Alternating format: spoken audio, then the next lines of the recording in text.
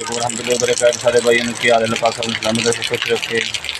تے سارے چینل میں سبسکرائب کرو لائک کرو تے گرمی جڑی ہے شہری تے پہنچ گئی ہے ہوں اللہ خیر کی بارش ہو گئی ہے تو انشاءاللہ گرمی کا زور ٹوٹ جائے گا آج تو میرے سینے بارش ٹوٹ گئی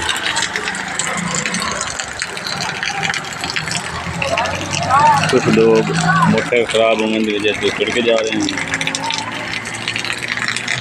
بارش کافی زیادہ ہو چکی ہے ہو بھی رہی ہے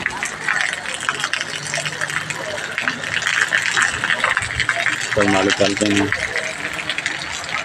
گرمی کا زور ٹوٹ جائے گا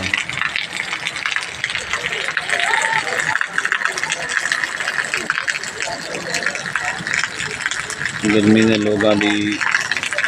مت مار کر جانور پرندے انسان سارا نہیں بس ہوئے پہ پکھے تو اے سی بھی کام نہیں کرتے تھے زیادہ تیز ہو رہی بارش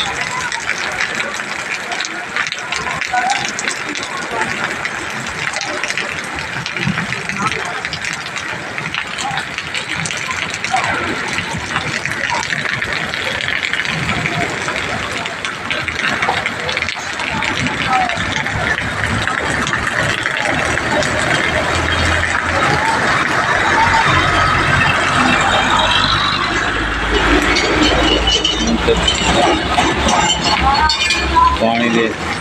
نہر وگ رہی